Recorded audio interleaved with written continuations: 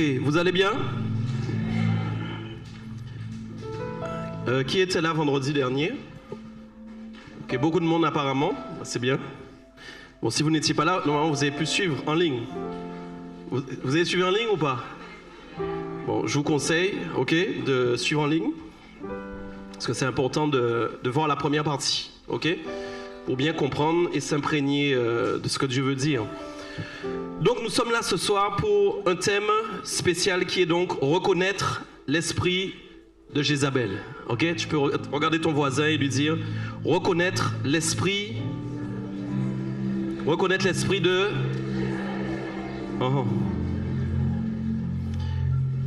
Beaucoup de gens m'ont dit qu'ils ont été bénis par vendredi dernier déjà. Amen. Que Dieu nous fasse grâce d'aller encore plus loin ce soir. Amen. Père, on veut te prier vraiment dans le nom de Jésus. Et c'est sur toi qu'on compte ce soir encore, ton esprit, ta parole, ta vérité. Et que tu sois vraiment en train d'agir à travers cette parole. Merci parce qu'elle est agissante. Et merci parce qu'elle nous rappelle ô combien, Père, la vérité est importante. Nous prions vraiment que tu nous conduises, que tu nous guides. Et je prie vraiment, Père, que tu agisses à travers ces révélations. Pour que ton Église soit forte, puissante, inébranlable et ne tombe pas dans les pièges du diable. Seigneur, je te remets tout ce soir, je m'appuie sur toi et je te fais confiance dans le nom de Jésus-Christ. Amen. Tu peux acclamer la parole de Dieu.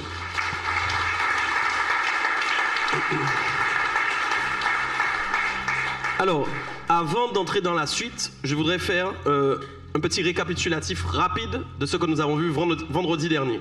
C'est important pour vous, pour que vous soyez connectés avec la révélation que nous avons abordée. Déjà, j'aimerais vous dire quelque chose. Donc, premièrement, rappelez-vous que Jézabel, c'est un esprit. Ok? Nous avons dit que c'est un esprit, donc ce n'est ni un homme, ce n'est ni une femme. Donc, l'esprit de Jézabel, l'esprit qui était en Jézabel. Donc, j'ai dit aussi que nous ne connaissons pas forcément le nom de cet esprit, mais nous l'appelons Jézabel parce qu'il a agi en fait dans la vie d'une femme qui s'appelait Jézabel. Donc, j'ai dit aussi que comme c'est un esprit et qu'il est asexué, on ne peut pas dire c'est l'esprit d'une femme, c'est l'esprit d'un homme, mais c'est un esprit comme tout démon qui peut effectivement influencer, manipuler ou même posséder une personne, quel que soit son sexe. Ok? Donc ça, c'est la base de tout, pour que vous puissiez bien comprendre que voilà, c'est pas juste une femme, parce que beaucoup de gens assimilent Jézabel à une femme. L'esprit de Jézabel, souvent ils pensent que c'est juste une femme, ça ne peut arriver qu'aux femmes, c'est faux. Ok? On verra quelque chose ce soir par rapport à ça. L'autre chose que j'ai expliqué, c'est que je voulais absolument que vous compreniez le contexte dans lequel Jézabel est arrivée, du moins la famille dans laquelle elle est née, et comment elle est devenue en fin de compte une femme qui a été influencée par cet esprit. J'ai montré à quel point il n'y a pas de hasard dans les choses qui arrivent en fait. Vous comprenez bien que tout enfant qui naît sur terre, le plan de Dieu, ce n'est pas que cette personne devienne une personne diabolique. Ce n'est pas la volonté de Dieu. Le problème, c'est qu'il y a un impact, il y a quelque chose qui se passe en fonction de l'héritage qu'on nous laisse et en fonction de ce que la famille a fait avant nous. On a vu donc clairement que Jézabel est arrivée dans une famille, son père s'appelait, comment si vous avez retenu, Et-Baal, ok, qui veut dire avec Baal. Son père s'appelait Et-Baal. Et nous avons vu qu'avant son père Et-Baal, tout provenait en fin de compte de ce que Jéroboam avait installé en termes de culte, d'idolâtrie. Donc nous sommes retrouvés en fait à une période dans laquelle Israël finalement devait absolument obéir à la voix de Dieu. Finalement, quand Israël s'est rencontré, ou du moins s'est trouvé face à de l'opposition spirituelle et notamment à des tentations avec des systèmes de séduction pour les amener finalement à s'éloigner de Dieu et à aller s'agenouiller devant d'autres idoles, nous voyons tout simplement que c'est des choses dont Israël avait reçu des avertissements. Israël avait été averti par Dieu que quand ils iraient dans d'autres nations, quand ils iraient dans d'autres pays, qu'il ne fallait vraiment pas mélanger leurs coutumes avec la coutume des étrangers. Il ne fallait pas que les coutumes des étrangers entrent dans leurs coutumes, parce que que Dieu savait que si la coutume des étrangers entrait dans leur coutume, qu'est-ce qui se serait passé? Ils vont commencer eux-mêmes à pratiquer des choses que les étrangers pratiquent. On va se dire, mais comment en fin de compte ils peuvent se mettre à pratiquer des choses que les étrangers pratiquent alors qu'eux-mêmes ils ont vu Dieu agir, ils ont vu Moïse agir, ils ont vu plein de choses, ils ont vécu des expériences avec Dieu. Mais c'est parce que Dieu connaît le cœur de son peuple, Dieu connaît le cœur de l'homme. Il sait à un moment qu'il faut absolument qu'il donne des avertissements à son peuple parce qu'il est conscient que son peuple est fragile, son peuple n'est pas stable. Il comprend même qu'à cette époque-là, dans ce peuple-là, dans cette population-là, il y a des faux convertis, il y a des gens qui ont l'apparence de la conversion, mais qui ne sont pas réellement convertis. Il y a des gens qui aiment Dieu réellement, mais il y en a qui n'aiment pas Dieu réellement. Il y a des gens qui aiment Dieu parce qu'ils l'aiment parce qu'il les a aimés le premier, mais il y en a d'autres qui l'aiment par intérêt, parce qu'ils peuvent recevoir quelque chose de sa part, ils peuvent avoir une bénédiction. Donc il sait pertinemment que ce peuple-là, il peut être séduit, il peut tomber, il peut dériver, il peut changer d'orientation. Donc Dieu a donné des avertissements. Et le diable sait aussi que le peuple de Dieu parfois a ses problématiques. Le diable sait aussi que le peuple de Dieu parfois est infidèle. Le diable sait aussi que le peuple de Dieu fait des promesses à Dieu mais qui ne les tient pas. Le diable sait aussi qu'il y a des choses dans la chair de l'homme, dans la chair du peuple de Dieu qu'ils n'ont pas encore traitées. Le diable sait qu'ils ne sont pas tous spirituels. Le diable sait qu'il y en a beaucoup qui parlent de spiritualité mais qui sont charnels, ils sont encore dans la chair. Et comme ils sont dans la chair, le diable sait qu'il peut les tenter, il peut les appâter avec des choses que s'il leur donne, ils sentent que leur chair ne va pas résister. Ok? Et c'est ce qui s'est passé. Et donc forcément, nous avons eu droit à quoi avec Jézabel? Une compilation démoniaque. Ce que je veux que vous compreniez, l'esprit de Jézabel dont nous parlons aujourd'hui, et ça Dieu me l'a dit aujourd'hui clairement, Dieu m'a dit que cet esprit-là est là depuis le début et il sera là jusqu'à la fin. Et Dieu m'a dit autre chose, cet esprit de Jézabel dont nous allons parler ce soir, c'est l'esprit qui va nous combattre dans la fin des temps. Écoutez bien ce que je vous dis, c'est un esprit qui va nous combattre dans la fin des temps. Pourquoi? Parce que l'esprit en fait de Jézabel fait partie d'un système, il fait partie d'un système que le diable a mis en place, le système de Baal. Le système de Baal, c'est le système qui a été mis en place par le diable depuis à l'origine, en fin de compte pour tromper, pour salir, pour séduire, pour corrompre. Et écoutez-moi bien, entre l'Ancien Testament et le Nouveau Testament, là où en fin de compte il y a une subtilité et que nous devons prendre garde, c'est que dans l'Ancien Testament les choses étaient visibles. Je vous donne un exemple. Les prophètes par exemple de Jézabel, les voyants de Jézabel, on parlait d'eux ouvertement, on parlait d'eux de ce qu'ils faisaient. Si vous passiez à Baster ou à Bémao maintenant et que vous les voyez dans la rue, ils ne sont pas cachés en train de cacher ce qu'ils font. Ils disent réellement qu'ils sont avec Jézabel. Ils montrent réellement qu'ils font le culte de Baal. Il n'y a pas de cachotterie. Donc quand Élie maintenant vient face à eux, Élie vient devant eux et qu'est-ce qu'il fait? Il va dire qu'on va voir maintenant qui est le vrai Dieu. On va voir si c'est leur Dieu qui est réel et on va voir si c'est mon Dieu. Tout ça se fait en public. Tout ça se fait sur la place publique. Est-ce que vous me comprenez bien? Que ton esprit soit vraiment saisi ce soir. Qu'aucun parasite ne réussisse dans le nom de Jésus.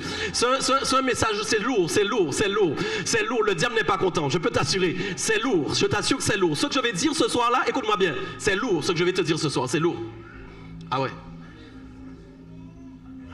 Ouais. C'est très important ce que je vais vous dire ce soir. Regardez, donc j'ai dit, quand maintenant ils viennent, le combat n'est pas caché. C'est pas un combat en fait où quelqu'un est en train de faire une sorcellerie contre quelqu'un, il est dans sa petite cabane cachée. Ça se fait sur la place publique. Élie vient, les prophètes de Baal viennent, ok? Et tout le monde regarde le spectacle. Mais dans notre époque, les choses ne se faisaient plus en public. Écoute bien là où je vais ce soir avec toi. J'ai bien dit, les choses ne se faisaient plus en public. Souvent, en fait, nous pensons que dans le domaine du monde des esprits, le diable veut toujours faire des choses cachées. Mais je vais vous annoncer quelque chose. Ce n'est pas vrai. En réalité, le diable ne veut pas se cacher. C'est nous qui avons cru que le diable voulait se cacher. Et ce qui démontre en fait que le diable ne veut pas se cacher, c'est que vous allez voir que plus les temps avancent, plus il ne se cachera plus. Vous allez voir que plus nous arrivons dans les temps de la fin, plus nous allons revenir à l'époque de l'Ancien Testament. Vous verrez en fait on n'aura plus besoin d'aller prier pour savoir si quelqu'un est démoniaque. Pourquoi? Parce que maintenant il s'affiche, il ne se cache plus. Ils disent je suis franc-maçon. Est-ce que tu comprends? Ils disent en fin de compte je suis un voyant. Je vais vous parler ce soir. Ils ne se cachent plus. Ne croyez pas qu'ils vont se cacher. C'est pourquoi le combat est le même, mais la stratégie n'est pas la même. Pourquoi? Parce que maintenant, en ne se cachant plus, ils amènent à nouveau l'effroi, l'angoisse et la peur qu'ils utilisaient dans l'Ancien Testament. Est-ce que vous comprenez ça? En montrant en fait leur puissance, en montrant qu'ils peuvent faire des choses démoniaques mais qui sont intouchables. En montrant en fait qu'ils peuvent faire des choses graves mais que personne ne peut les arrêter. Ils montrent par là aux enfants de Dieu et même à l'Église qui croient être puissante, qui croient qu'il a reçu quelque chose. Regardez comment nous sommes forts. Regardez comment nous faisons le mal. Regardez comment nous nous présentons avec tout le mal que nous pouvons faire et pourtant nous sommes toujours là établis. Personne ne peut rien nous faire. Donc s'il ne se cache pas, ça veut dire aussi que nous n'allons plus nous cacher. Déjà à la base, tu ne devais pas te cacher. Mais s'il ne se cache pas, tu as tout intérêt à ne pas te cacher. Tu as tout intérêt à montrer réellement qui tu es, ok, et à défier même ses puissances. L'esprit de Jézabel est un esprit qui a toujours agi. Il ne s'est jamais arrêté d'agir, mais je viens te dire que dans Apocalypse chapitre 2, on parle encore de l'esprit de Jézabel. On parle d'elle dans l'Ancien Testament, mais on parle d'elle aussi dans Apocalypse chapitre 2. Ça veut dire quoi? Ça veut dire qu'attention Église, cet esprit est là depuis le début et il sera là jusqu'à la fin. Il sera là pour séduire, il sera là pour corrompre, il sera là pour tromper, il sera là pour nous séduire, essayer de nous faire tomber. Ok? Et ce n'est pas un esprit, écoutez bien, qui travaille seulement pour combattre l'Église. Non, non. C'est un esprit qui combat tout le monde. C'est un esprit qui peut séduire autant des politiques que des pasteurs. C'est un esprit qui peut séduire autant des membres d'église que des membres de partis politiques. Est-ce que vous me comprenez bien? Cet esprit ne s'arrête pas simplement à vouloir agir dans une église. Il agit dans le monde entier. Ça va? Ok. Donc ce soir, pour cette deuxième soirée, je vais aborder quelque chose de très spécifique. Justement qui est lié à cette notion de... qu'on dit en fait l'esprit de Jézabel c'est une femme, l'esprit de Jézabel les gens pensaient peut-être que c'est que des femmes. Je vous ai dit non, ce n'est pas possible. Mais l'esprit m'a dit qu'il y a quelque chose que je dois vous enseigner absolument ce soir. C'est pourquoi l'esprit de Jézabel est plus attiré par les femmes que par les hommes.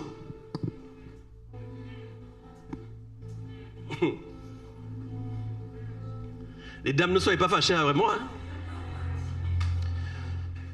L'esprit, quand je priais, le Seigneur m'a parlé. Le Seigneur m'a dit, il y a quelque chose que tu dois écouter bien, ouvre bien tes oreilles. Le Seigneur m'a dit, tu ne dois pas enseigner ce que tout le monde enseigne. Parce que souvent, on se colle souvent à ce qu'on entend. Il m'a dit, tu dois pas les enseigner comme on les enseigne. En fait, parce que les gens enseignent aujourd'hui seulement ce message. Jézabel n'est pas un homme, Jézabel n'est pas une femme. Donc il peut toucher tout le monde et ça s'arrête là. Comme si en fait on voudrait en quelque part dire, ne vous inquiétez pas. Non, mais je vais vous dire quelque chose. L'esprit de Jézabel est plus attiré par les femmes que par les hommes. Et je vais vous expliquer pourquoi. Parce qu'il y a un pourquoi. Vous devez comprendre ça. Parce que ça ne veut pas dire donc qu'il ne va pas toucher un homme. Vous m'avez bien entendu. Ça ne veut pas dire qu'il ne va pas manipuler un homme. Il peut le faire. Mais il est plus attiré par les femmes. Et je vais expliquer. Avant d'expliquer ça, je veux introduire quelque chose, une pensée ce soir. Qui est très importante. Vous devez reconnaître les signes des temps actuels. Vous regardez les informations? Si vous ne regardez pas, je vais vous faire un point information ce soir. Ok? Si vous regardez les informations, vous avez dû entendre l'affaire Epstein, ou Epstein pour ceux qui connaissent. Vous avez entendu ce qui... Tu as entendu? Vous avez vu tout ce qui se passe en ce moment. Vous devez comprendre qu'il y a une double stratégie là-dedans. D'accord? Il y a une parce que si on est très terre à terre, oui, on ne prêche pas Jézabel pour rien, Dieu est puissant. Hein? Les amis, je vous ai parlé de Baal la semaine dernière. L'affaire est sortie dans la semaine. Je ne sais pas si vous êtes en train de comprendre. Non, je ne sais pas si vous comprenez ce que l'épouse, vous êtes averti par le Seigneur. S'il vous plaît. Ok, c'est pas juste Jézabel dans l'église le véritable. C'est pas. Non. C'est un esprit pour le futur, pour tout ce qui va se passer. Donc il y a une affaire qui est l'affaire Epstein. Cette affaire-là traîne depuis des années. Ok. Ils ont tout donc montré. Ils ne cachent plus rien. Je vous l'ai dit, je vous ai expliqué que dans les temps de la fin, le diable ne se cachera plus. Et en fait, quand c'est sorti, moi je me suis dit, je ne pensais pas parler de ça, le Seigneur m'a vraiment dit d'en parler ce soir. Je me suis dit, quand c'est sorti, en fait, mais quelle est en fait la stratégie, puisque pourquoi dire tout ce qu'ils font? Pourquoi publier maintenant à cette saison? Pourquoi maintenant? Ils auraient pu faire ça avant. D'ailleurs, ils auraient pu ne pas le faire du tout. Ils auraient pu cacher ça. Pourquoi maintenant ils le publient et qu'ils veulent que tout le monde le sache? Ok? Beaucoup vont crier, ah oui, mais c'est Dieu qui fait justice. Dieu est en train de dévoiler ce qu'ils font. Moi, je ne crois pas que ce soit ça. Non. Je ne crois pas que ce soit même Dieu qui dévoile ce qu'ils font. Non, je ne crois même pas. Je crois que c'est eux qui ont pris la décision de dire au grand jour ce qu'ils font. Vous savez pourquoi? Parce qu'ils savent qu'ils sont intouchables. Regardez bien tous les noms que vous entendrez de personnalités qui ont participé à ces choses. Vous verrez que personne n'ira en prison. Sois avec moi. Vous verrez que personne n'ira en prison. C'est pourquoi je vous ai dit, il y a comme quelque chose en fait qui a changé. Il y a quelque chose qui a changé dans le monde spirituel. Il y a quelque chose en fin de compte qui a été modifié dans l'époque dans laquelle nous vivons. C'est comme si en fin de compte ils disent maintenant, on ne va plus se cacher, mais on va vous montrer même en public ce qu'on est capable de faire. Quand vous avez entendu les atrocités, et puis pourquoi je parle de ça ce soir? C'est parce qu'il y a eu un élément sur lequel je veux m'appuyer réellement ce soir et qui s'est passé. Ils ont dit que Jeffrey Epstein, je crois son nom, avait un compte bancaire. Et même les informations parlent de ça, c'est fort. C'est-à-dire, j'ai dit, mais là où j'ai été choqué, de voir que des païens parlent de la Bible, pas des chrétiens, mes amis, non, c'est fort. Je ne te parle pas des chrétiens. C'est même pas des chrétiens qui se sont levés. J'ai même pas vu plein de chrétiens se lever et dire, vous voyez, voilà ce que la Bible dit, voilà ce qu'ils font. Non. Des païens. Des païens qui utilisent même, qui prennent des termes bibliques pour dire ce sont des satanistes. Je ne sais pas si vous comprenez bien. Quand je vous dis il ne se cache plus, c'est-à-dire c'est même pas un chrétien qui dit c'est Satan. Le gars ne croit pas en Satan, il ne croit pas en Dieu, mais il dit c'est sataniste. Lui-même il dit ce qu'ils font là, on a compris que c'était des satanistes. Et puis il y a un point qui m'a interpellé. C'est en fait, quand ils ont dit que le compte bancaire de Jeffrey Epstein avait un nom. Vous savez, normalement, il y a votre nom et votre prénom. Son compte avait pour nom Baal, B2AL. Mais, non, je vous parle. Oui, c'est vrai. Oui. Ouais.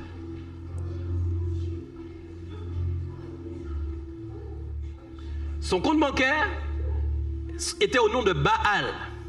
Donc, comprenez bien, le culte de Baal ne s'est jamais arrêté. Maintenant, je vais avec vous. Soyez avec moi, s'il vous plaît. Je suis en train de... Alors, pendant que l'Église croit qu'eux, ils font... Nous faisons culte toujours, et nous croyons que Satan ne fait plus culte. Ah.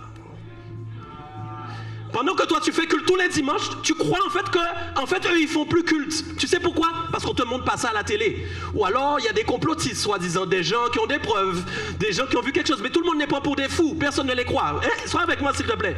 Tu vois pas ça réellement en public et puis on te passe 2-3 films pour te passer des informations, pour te faire comprendre quand même que ça existe, mais c'est caché, c'est masqué. Et puis toi tu te dis mais non, c'est pas possible, nous sommes en 2026 quand même. Est-ce que quelqu'un va prendre un bébé, le démembrer et jeter ses membres?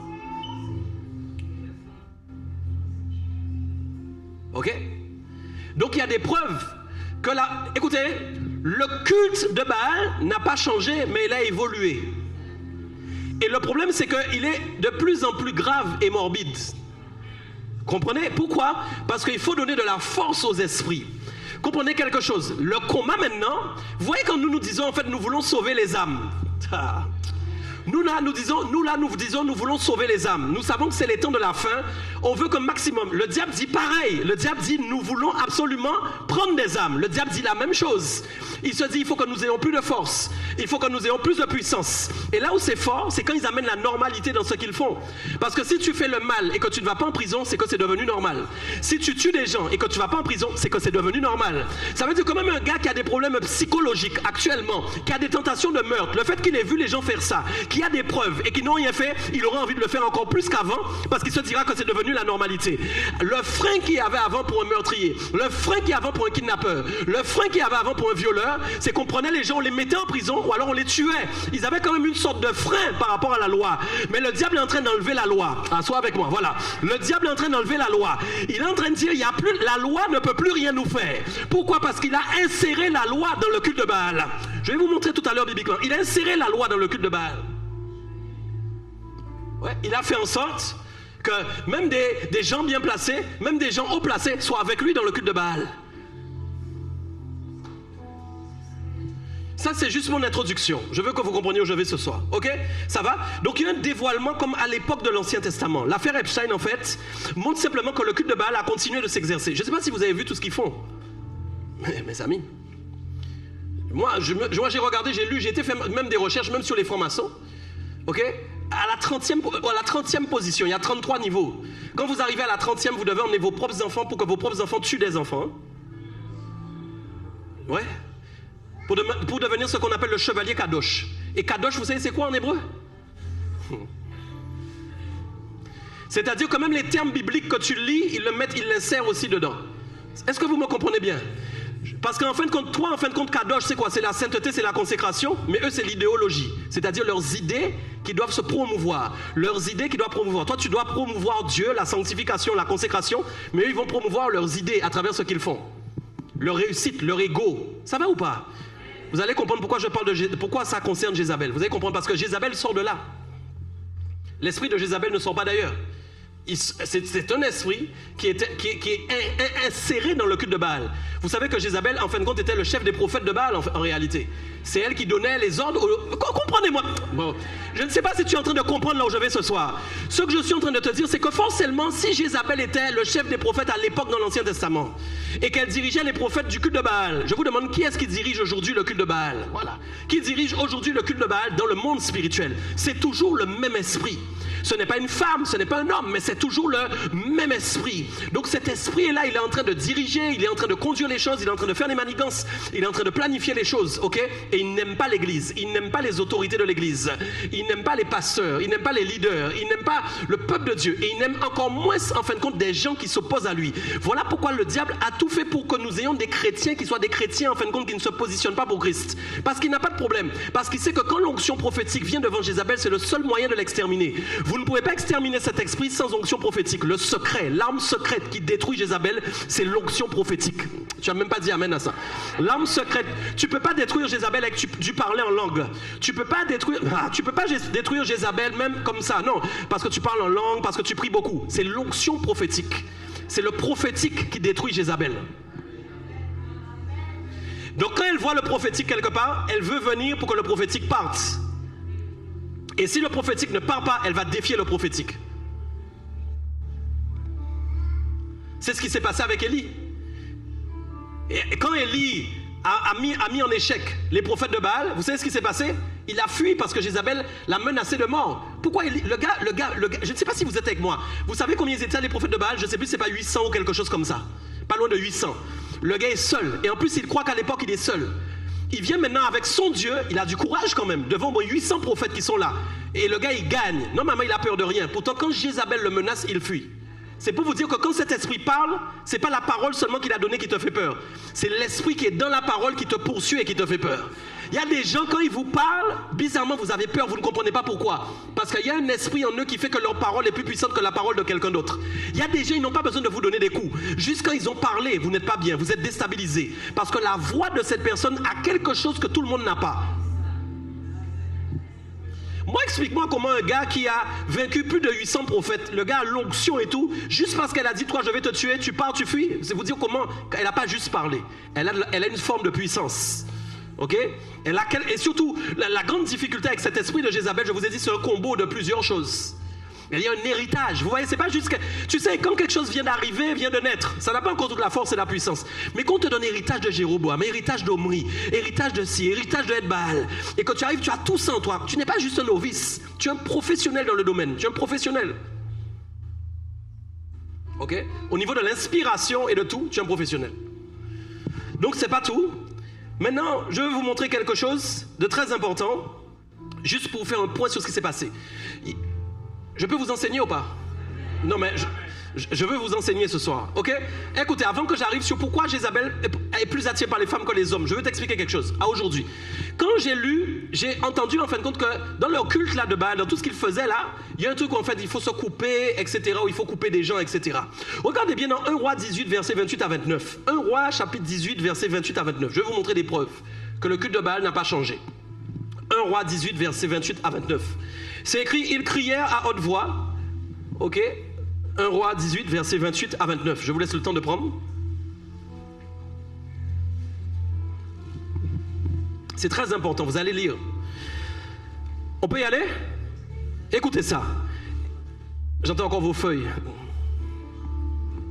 Écoutez ça. Et ils crièrent à haute voix. On peut lire ensemble? Et ils se firent, selon leur coutume, des incisions avec des épées et avec des lances, jusqu'à ce que le sang coulât sur eux. Première phrase, vous avez vu ou pas? Ok? Tu es là ou pas? Donc quand ils font culte de Baal, Maintenant, là, à ce moment précis où on est en train de parler, ils sont en défi avec Élie, ok? Ils sont là, tous les prophètes rassemblés. Vous êtes avec moi dans l'histoire, dans l'historique ou pas?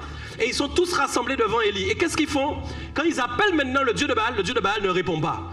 Et Élie commence à se moquer d'eux. Il est peut-être parti en voyage, peut-être qu'il dort, qu'est-ce qu'il fait? Mais il ne répond pas. Alors quand ça commence à monter, qu'est-ce qu'ils font? Quand maintenant le Dieu de Baal n'intervient toujours pas, on doit monter le niveau de sacrifice. Alors regardez déjà à l'époque, il faisait des incisions, il fallait que le sang coule. C'est juste que vous compreniez le rapport de ce que je suis en train de vous dire avec ce qui se passe aujourd'hui. Ok? Quand ils doivent tuer des enfants, vous imaginez?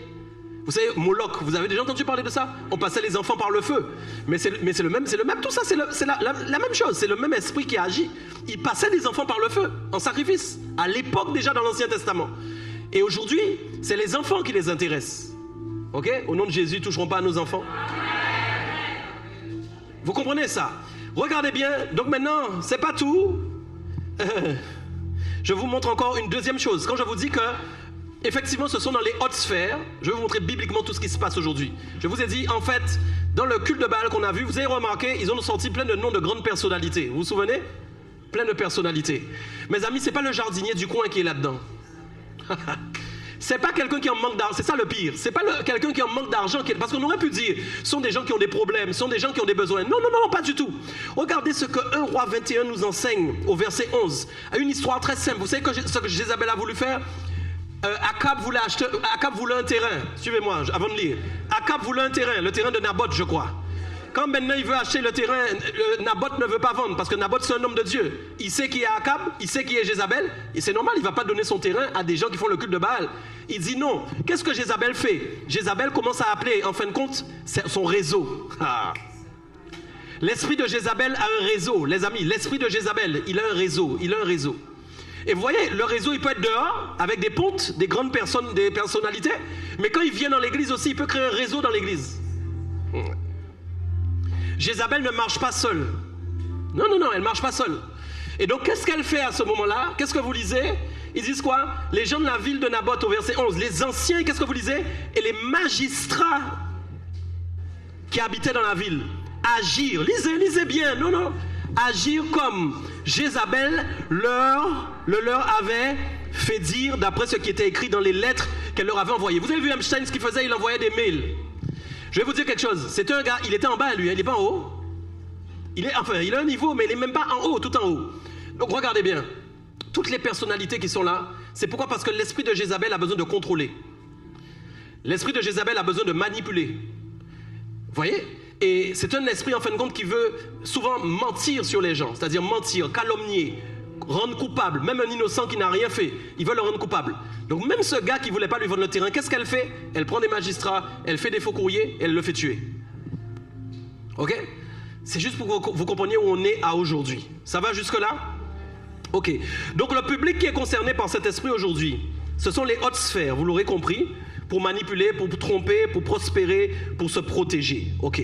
Maintenant, je vais répondre à ça. Et donc, vous avez tous compris qu'en fin de compte, l'esprit de Jézabel vient d'un culte qui est le culte de Baal. Vous l'avez compris? Ok, vous avez compris en fait qu'elle tient en main, en tout cas, le fonctionnement du culte de Baal. D'accord? Donc, retenez ça, c'est très important, parce qu'en fait, c'est un esprit qui veut toujours installer un culte. C'est un esprit qui veut installer un culte. Donc, si l'esprit de Jézabel dit qu'il va combattre l'église de véritable, comment il va combattre? Il va combattre notre culte. Écoute, si cet esprit, s'il se dit, cette église, nous la visons, nous voulons la combattre, elle va combattre le culte. Ouais. C'est notre culte qu'elle va combattre. Et avant qu'en fait qu'on se rassemble pour faire un culte ensemble, il y a d'abord ton culte personnel. Parce que la parole de Dieu t'enseigne que tu dois avoir de la piété pour rendre un culte raisonnable à Dieu. Comprenez-moi bien, tu dois avoir de la piété pour pouvoir rendre un culte raisonnable à Dieu. Ça veut dire quoi? Je ne peux pas donner un bon culte à Dieu personnellement, moi-même. Je ne parle pas de l'église, hein, je parle de toi personnellement. Tu ne peux pas donner un bon culte à Dieu si tu n'es pas pieux. D'accord? Donc en réalité, quand tu es pieux, d'accord, tu peux donner un culte raisonnable à Dieu. Et si nous sommes tous pieux dans l'église, nous pouvons faire quelque chose d'agréable à Dieu. Mais si elle vient maintenant et qu'elle commence à nous combattre, et qu'il y a des gens dans l'église qui en fin de compte sont désagréables à Dieu, qui en fait ne cherchent pas à vivre dans la piété, qui vivent légèrement, qui ne cherchent pas la sanctification, qui ne cherchent pas la consécration, qui ne cherchent pas à régler leur vie, qui laissent des portes ouvertes, alors cet esprit peut nous combattre. Pourquoi? Parce qu'en fait à l'époque, on vous montrait des statues devant lesquelles Jézabel disait venez devant Baal. C'est comme si il vient maintenant, quelqu'un est animé d'un esprit de Jézabel. Il ne va pas venir dans l'église, suivez-moi bien, en se disant, il vient nous combattre, il met une statue là, et il dit allez-y, agenouillez-vous. Personne ne va le faire. Alors je vous pose la question, comment elle va faire? J'attends vos réponses. Comment elle va faire? Elle va pas entrer là et puis mettre tout son hôtel de Baal et qui va s'agenouiller? Personne. Donc ça veut dire qu'en fait l'idolâtrie n'est plus l'idolâtrie en fin de compte qui frappe les regards. C'est une idolâtrie dans le cœur en fait. C'est pas une idolâtrie. L'esprit de Jézabel ne va pas essayer de vous faire idolâtrer des statues de Baal. Non, elle va vous faire idolâtrer des choses qui sont dans vos cœurs. C'est dans le cœur que ça se passe. C'est l'accès. Ok? Je veux continuer. Vous avez compris jusque-là? Ok, je veux expliquer ce soir pourquoi l'esprit de Jézabel est attiré donc par les femmes. C'est ça qui m'intéresse. Et pourquoi, mesdames, n'ayez pas peur, hein? Ok? Mais il faut prêcher la vérité pour que tu sois bien debout dans le nom de Jésus. Et messieurs, n'allez pas croire que parce qu'on a dit que l'esprit veut souvent attaquer les femmes, que vous êtes épargnés. C'est pas ça du tout. Je vais expliquer ça très clairement et tranquillement. Je veux d'abord vous montrer une chose. Apocalypse 2, verset 20 dit quelque chose de très important. Je l'ai dit tout à l'heure. Apocalypse chapitre 2, verset 20 dit quelque chose de très très important. Il parle à l'église. Jésus parle à l'église. On est ensemble?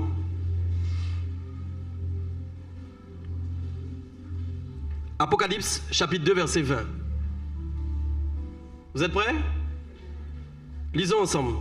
Mais ce que j'ai contre toi, c'est que tu laisses la femme, Jézabel, qui se dit prophétesse, enseigner et séduire mes serviteurs pour qu'ils se livrent à l'impudicité et qu'ils mangent des viandes sacrifiées aux idoles.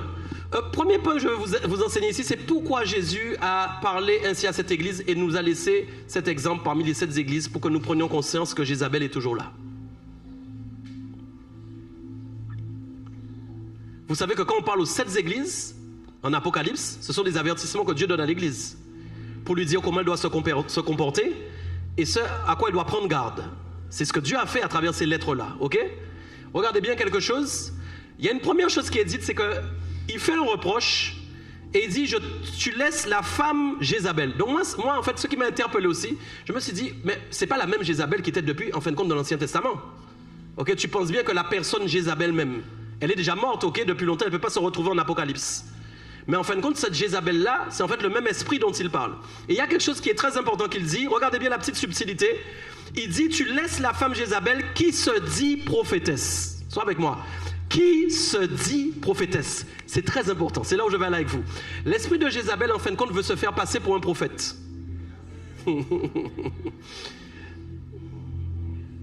C'est pourquoi je vous ai dit que, écoutez bien, l'onction prophétique est la chose qui dérange le plus le diable. Je vais vous expliquer pourquoi vous devez être prophétique. Et pourquoi vous devez protéger votre onction prophétique. Je sais que la Bible dit qu'il faut protéger son cœur plus que toute autre chose. Mais ce soir, je vais te rajouter une chose. Il faut aussi protéger ton onction plus que toute autre chose. Quand tu protèges ton cœur, tu protèges aussi ton onction. Parce qu'en fait, tu ne permets pas à ton cœur d'avoir des mauvais sentiments parce que tu sais que les mauvais sentiments que tu vas avoir dans ton cœur vont avoir un impact sur ton onction. Je vous donne un exemple pour que vous puissiez bien comprendre. Quand vous êtes fâché, vous n'entendrez plus l'onction prophétique vous parler correctement. Si vous êtes en colère, vous allez avoir il y a comme une déflagration en fin de compte dans l'onction prophétique. Vous n'entendez plus la voix de Dieu. Est-ce que vous me comprenez bien? Parce que quand la chair monte et que les sentiments charnels du cœur montent, il y a quelque chose qui se passe. Il vous faut aller prier, il faut demander pardon à Dieu. Est-ce que vous me suivez bien? C'est pourquoi quand on vous dit qu'il faut être stable au niveau de ce que vous avez reçu, c'est très important, c'est pour toujours rester connecté à l'onction prophétique que vous avez reçue. Parce que l'onction, c'est comme de l'huile. En fait, ça vient sur vous, mais ça ne reste pas au même niveau tout le temps. Pendant que je prêche, je sais, il y a des gens qui ont sommeil, il y a toutes sortes de choses là ce soir. Écoutez, au nom de Jésus, vous devez écouter tout ce que je vous dis, c'est important. Moi-même, je prêche là, mais je sens l'opposition pendant que je prêche. Ok? Je vous dis, non, je suis sérieux. Écoutez-moi bien. L'huile qu'on met sur votre vie, elle ne reste pas tout le temps au même niveau. C'est comme la cuisine. Tu as une bouteille d'huile remplie, mais une fois que tu as cuisiné 10 fois, 15 fois, 20 fois, il faut que tu ailles acheter une bouteille d'huile. C'est normal. Donc l'onction, ce n'est pas quelque chose qui est stable forcément dans la vie de l'homme. Pourquoi? Parce que l'homme ne prie pas tout le temps de la même manière. L'homme n'a pas tout le temps le même niveau de consécration en fonction de sa vie. Imaginez une femme qui a 9 mois de grossesse, qui pleure tous les jours, qui souffre par exemple. C'est sûr qu'elle ne va pas avoir la même onction que quand elle n'est pas enceinte. Non, mais je veux que tu comprennes ce que je suis en train de t'expliquer. C'est sûr que la vie de quelqu'un qui travaille toute la nuit, qui est travailleur de nuit, il sera fatigué la journée, il ne va pas prier de la même façon que celui qui travaille de jour. Non, mais comprenez bien. Parce que notre onction, notre consécration dépend de la façon dont nous sommes capables de la renouveler. Ok? Donc, et il y a une chose que vous devez comprendre, c'est qu'en fait, il y a des gens que l'esprit de Jézabel n'est même pas intéressé parce qu'elle sait que les gens ne s'occupent même pas de leur onction prophétique. Pourquoi? Parce que vous devez comprendre que la motivation de l'esprit de Jézabel est la même motivation que Lucifer. Lucifer, sa motivation, c'était en fin de compte être au même niveau que Dieu, prendre la place de Dieu. Donc elle, en fin de compte, elle ne peut pas s'arrêter à vouloir prendre la place de quelqu'un qui n'a pas d'onction. Ça, elle délègue ça à d'autres esprits qui ont le temps de s'amuser avec les gens. Mais c'est pas elle qui va se Pourquoi c'est Élie qui l'intéresse? Pourquoi c'est Élie qui l'intéresse? Pourquoi elle est intéressée? Pourquoi elle va pas chercher? Vous savez, à l'époque, il y a d'autres prophètes dans la Bible. Pourquoi c'est celui-là? Parce que celui-là, c'est un méga puissant. Ça, c'est un gars, ça joue pas. Ça... Lui là, c'est le prophète. Quand il ferme le ciel est fermé. Quand il ouvre le ciel, la pluie tombe. Donc elle a déjà eu des preuves. Quand elle a segmenté en fin de compte le territoire, elle a vu que parmi tous les prophètes, c'est celui-là que quand il parle, Dieu répond tout de suite. D'ailleurs, même au moment où il va devant Akab, il prouve en fin de compte qu'eux, ils veulent cultiver. Je ferme le ciel, il n'y a plus de rosée, il n'y a plus de pluie. Je vous démontre que je suis au-dessus de vous, malgré que vous avez culte de Baal, malgré que vous avez toutes sortes de voyants par 400, par 500, par 800. Moi, je suis seul, je vous défie et je vous empêche d'avancer. Comment un homme seul peut le faire? Comment nous sommes une église et l'esprit de Jézabel arrive à nous casser, arrive à essayer de nous briser? Comment un homme seul arrive à le faire? Avec l'onction prophétique. Avec l'onction prophétique. Juste avec l'onction prophétique. Pourquoi? Parce qu'il n'a pas un tout petit niveau d'onction prophétique. Il a un gros niveau d'onction prophétique. On n'est pas en train de parler d'un gars qui rigole. On n'est pas en train de parler d'un gars qui a du temps à perdre dans des paroles inutiles. Tu ne vas pas le trouver au bout d'un trottoir, au bord d'un trottoir, en train de parler avec le frère de l'église. Élie qui est en train de parler sur une sœur dans l'église, Élie qui est en train de parler avec un frère sur le dos d'un frère de l'église. Tu ne vas pas le trouver là-dedans. Il n'a pas le temps. D'ailleurs, même je pense qu'il était tellement bizarre que les gens devaient le prendre pour un fou. Il n'a pas le temps parce qu'il sait qui il est. Il sait qu'il est un prophète de l'Éternel. Il sait qu'il a une onction particulière, qu'il a une mission. Comme toi, tu as une onction particulière et que tu as une mission aussi et que tu ne peux pas fléchir les genoux devant Baal. Tu ne peux pas laisser quelqu'un te faire fléchir les genoux devant Baal. Comment on te fait fléchir les genoux devant Baal? C'est qu'on t'emmène à pratiquer quelque chose qu'il y a dans le culte de Baal qui n'est pas autorisé dans le culte de Dieu. C'est quand en fin de compte tu es célibataire, comme un petit gars vient là, il te fait tomber en fin de compte dans la convoitise ou en fait dans la débauche, et que quand il te fait tomber, il te dit pas c'est Baal, il te dit pas c'est ça, mais en fait c'est là qu'il veut t'amener. Il veut te sortir du culte de la sainteté, il veut te sortir du culte de la consécration pour t'amener dans le culte de la débauche. Il va pas te dire je suis Baal, il va pas te dire c'est l'esprit de Baal, mais il travaille pour eux, il est inspiré pour eux, il fait ce qu'on leur demande, ce qu'on lui demande. Vous me comprenez? Donc, regardez bien quelque chose. Donc, vous avez vu ce détail, il est important. Tu laisses la femme Jézabel qui se dit prophétesse. Donc, comprenez bien quelque chose. Les gens qui se disent prophètes, mais qui n'ont jamais été établis en tant que prophètes sont des dangers.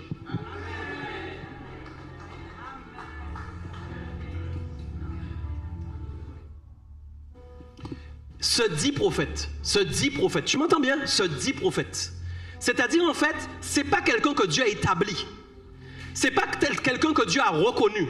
C'est pas quelqu'un que Dieu a dit de cette personne est un prophète. Elle se dit prophète. Elle se présente comme étant un prophète. Et ce qui est fort, c'est qu'elle se présente tellement bien qu'elle a... Moi, je me demande comment ça s'est passé, c'est pas écrit.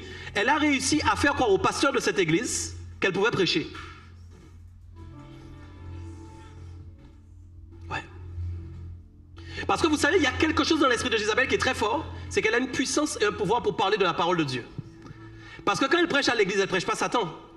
Mais pourtant, elle arrive à emmener des gens dans la débauche. Elle arrive quand même à amener des gens dans un culte idolâtre. Dans l'église, comment elle fait ça? Tu m'expliques comment elle fait? Parce qu'elle a un pouvoir. Parce qu'en fait, on croit en fait en ce qu'elle est, en ce qu'elle a. L'esprit de Jézabel parle bien de la parole de Dieu. L'esprit de Jézabel peut prêcher. L'esprit de Jézabel peut faire quelqu'un enseigner. Mais la subtilité que tu ne vas pas voir, c'est que l'enseignement peut être puissant. L'enseignement peut être fort, mais il faut que tu vois... Ah mon Dieu, là où je vais aller là où je vais là, écoute bien. Que Dieu ouvre ton entendement maintenant au nom de Jésus-Christ. c'est important ce que je vais t'expliquer.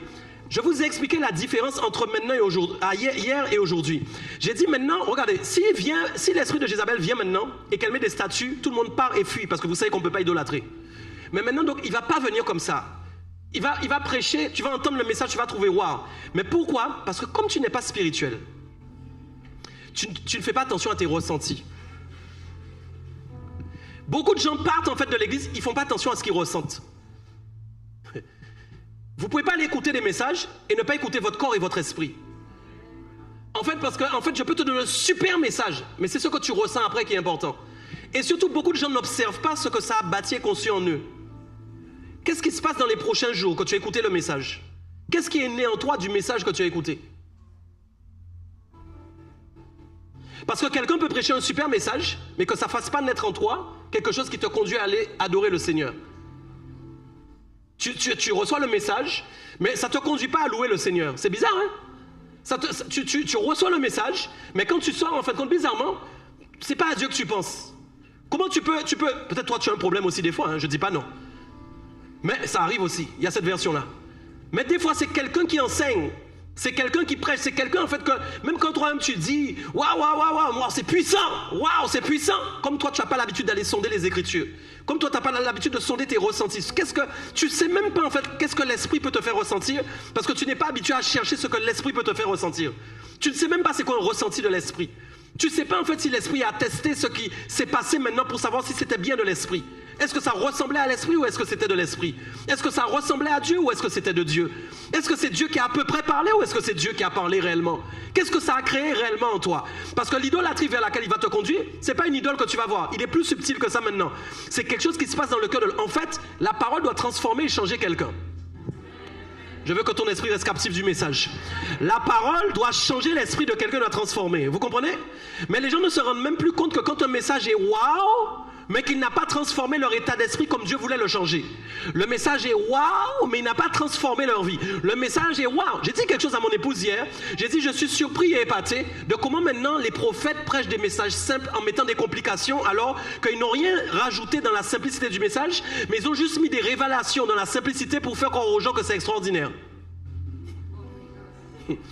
Aujourd'hui, pour te prêcher, Jésus allait à la croix, je peux avoir 10 000 révélations. Le ciel était ouvert d'une certaine manière, ils n'ont pas vu l'ange qui est descendu à droite. Ce verset-là dit que ce mot-là a ouvert une porte qui n'était pas ouverte, qui s'est ouverte à ce moment-là. Et puis finalement, Jésus montre... Ouais!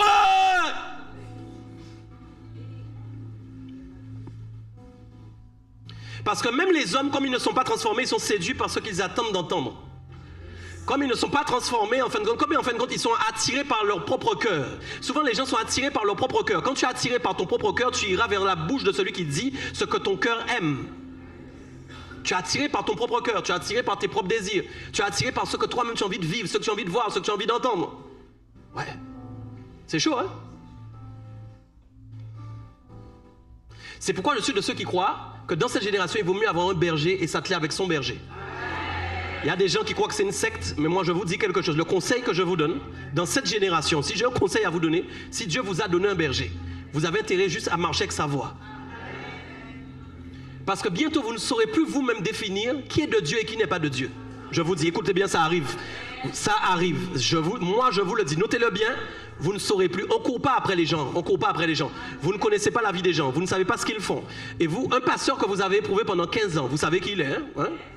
Un pasteur que vous avez éprouvé pendant 20 ans que vous êtes avec lui, 15 ans que vous êtes avec lui, c'est pas le prophète qui a des super révélations que vous ne connaissez pas. Et c'est ça le problème des Antillais aussi. Moi je frappe sur leur tête des fois. Hein. On éprouve un gars pendant 15 ans, 20 ans. Et puis on court après des choses parce que c'est épatant. Mais c'est comme ça que l'esprit de Jézabel travaille.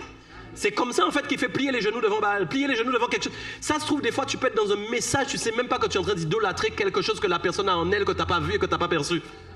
Ouais. Tu n'as même pas perçu que toi-même tu es dans l'idolâtrie au moment où le gars est là, au moment où les choses se passent. Tu ne sais même pas. Parce qu'en fin de compte, ce qu'il adore, c'est ce que tu vas adorer aussi si tu le suis. Si moi j'adore Dieu, alors tu vas me suivre, on va adorer Dieu. Mais si j'adore autre chose, est-ce que tu sais? Si j'adore autre chose que Dieu, et que tu me suis, tu vas adorer ce que j'adore aussi, même si je ne l'ai pas dit de ma bouche. Ouais. Mais parce que l'acceptation est une porte ouverte pour vivre les mêmes choses que la personne à laquelle tu crois. Ouais. Quand tu acceptes son message, quand tu applaudis son message, quand tu applaudis en fait ce qui est en train de se faire, tu vas idolâtrer aussi en même temps le même esprit. Ouais. C'est pourquoi maintenant, moi, je ne regarde pas à ceux qui frappent au niveau des messages. Je regarde à l'éthique, je regarde à la manière de vivre, je regarde à comment tu présentes les choses. Parce qu'il y a beaucoup de détails que les gens ne servent plus. J'ai fait des blagues avec ça il n'y a pas longtemps. Pourquoi maintenant, dès que des pasteurs sont pasteurs, il faut ouvrir leur porte au ralenti dans des grandes voitures? Pourquoi il faut toujours filmer quand ils sortent de la voiture? Ils le font tous maintenant. Mais pourquoi? Quel est votre problème en fait? Qu'est-ce que vous avez qui ne fonctionne pas là-haut? Qu'est-ce qu'il y a en fait? Est-ce que c'est de l'ego? Est-ce que c'est de l'égocentrisme? C'est quoi? Pourquoi il faut faire tout ça? Pourquoi il faut qu'on vous voit sortir au ralenti? Pourquoi il faut qu'on voit votre grosse voiture noire? Pourquoi il faut que ce soit une grosse voiture? Pourquoi c'est pas une 4L? Pourquoi c'est pas une Clio? Pourquoi c'est pas une Twingo? Pourquoi c'est au ralenti? Pourquoi on ne fait pas plutôt en vitesse rapide? Je vous dis que, en fin de compte, le problème, c'est que toute la dimension du culte, c'est désagrégé, oui, c'est ça. Il y a un problème, en fin de compte. Nous avons un problème avec l'église, avec un grand. Nous avons un problème. Les gens n'aiment plus les vrais messages. Ça, là, ce que tu écoutes là, c'est pas beaucoup de gens qui aiment ça. Je te dis, écoute, les gens n'aiment plus les vrais messages. Et puis, on va te contredire par de la puissance. Tu comprends? Parce que c'est le même combat entre les prophètes de Baal et le prophète d'Élie. C'est le même combat entre les prophètes de Baal et le prophète d'Élie. C'est le même combat. Toi, tu viens avec l'onction saine, pure, consacrée. Tu as pris des coups. Tu te sanctifies, tu te consacres. Tu essaies d'être meilleur chaque jour. Eux, ils viennent sans problème. Ils ne sont pas forcément sanctifiés. Ils n'ont pas forcément payé le prix. Mais ils viennent juste avec une puissance qui se démontre. Tu ne sais pas qu'est-ce qu'ils ont fait pour avoir la puissance. Tu ne sais pas quel pacte ils ont signé pour démontrer la puissance. Tu ne sais pas ce qu'ils font. Tu ne sais pas réellement comment ils sont. Pour suivre une voie, il faut connaître la voie. Pour suivre une voie, il faut éprouver une voie. Je vous dis, allez suivre des gens sur les réseaux. Les gars sont loin, dans un autre pays. Vous ne savez même pas où ils dorment, qu'est-ce qu'ils font. Et c'est sur les réseaux que vous suivez. Non, mais c'est pas possible, ça. C'est pas possible. Je voulais pas d'écouter quelque chose, c'est pas ça. Mais je vois des gens, ils suivent.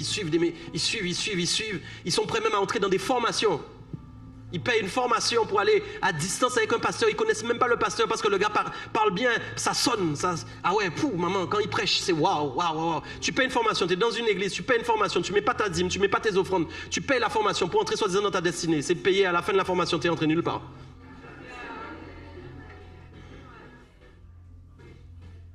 Ouais. C'est ça la séduction, c'est ça le problème de la séduction. Ouais. Je t'ai pas parlé de formation professionnelle. Hein. Je t'ai vu un peu avoir peur. J'ai pas encore répondu pourquoi l'esprit de Jézabel est attiré par les femmes. Ne me regarde pas bizarrement. Tu sais pourquoi? C'est parce que vous allez écraser sa tête aussi. Quel que soit ce qui va vouloir, vous allez écraser sa tête au nom de Jésus. Il me semble que c'est ça qu'on vous a dit dans le jardin. Hein? Et vous allez écraser sa tête. Je vais expliquer. Vous êtes prêts? Acclame le Seigneur si tu es prêt.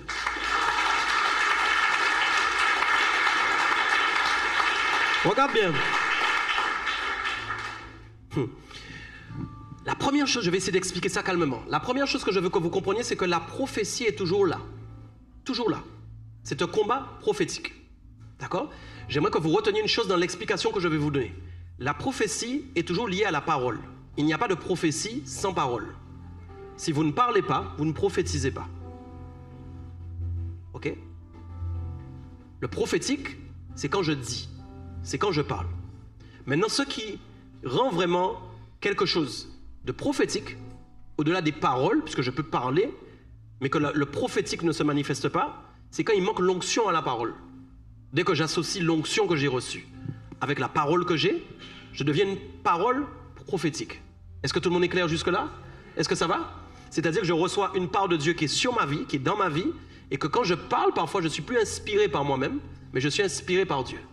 C'est la différence avec quand je prie par l'esprit et quand je prie avec l'intelligence. Quand je prie avec mon intelligence, je prie avec mes mots. Je dis à Dieu ce qui vient en fait moi-même dans mon intelligence. Mais quand maintenant je prie par l'esprit, ce n'est plus mon inspiration de Michael Dopia, mais c'est une inspiration qui provient du Saint-Esprit. Est-ce qu'on est toujours OK? Donc l'onction prophétique, c'est quand Dieu parle à travers ma vie. Est-ce qu'on est toujours OK? Donc par exemple, je vous donne un exemple concret et simple, c'est que quand Élie maintenant va parler avec les prophètes de Baal, toute chose qu'il va dire est inspirée par l'Esprit. Même quand il a dit peut-être qu'il dort, peut-être qu'il est en vacances, vous savez que c'est Dieu qui lui a fait dire. Dieu a voulu les provoquer. C'est pas quelque chose qui est venu simplement de sa chair. C'est quelque chose qui était à ce moment-là précis, quelque chose qui devait dire que Dieu leur disait de dire. Parce que Dieu voulait les humilier. Dieu voulait les humilier. On est ensemble ou pas? Donc chaque chose qu'il dit, chaque chose qu'il fait, il est prophétique. Ça, c'est une chose. Tu as compris le prophétique. Maintenant, rappelle-toi, j'ai dit que si on parle depuis le départ de l'origine, en fin de compte, de Jézabel, Jézabel est née, en fin de compte, cette femme est née dans la famille, en fin de compte, de Ed Baal, qui organisait lui-même le culte de Baal. Est-ce qu'on est OK? Son père, c'est Ed Baal. Est-ce qu'on est toujours OK? Donc, ça veut dire quoi? On lui a légué donc cette puissance de Baal. On est toujours OK sur ça? Et qu'est-ce qui se passe en fait? Regardez bien quelque chose. Regardez bien la chose la plus importante. Quand elle parle, elle fait peur.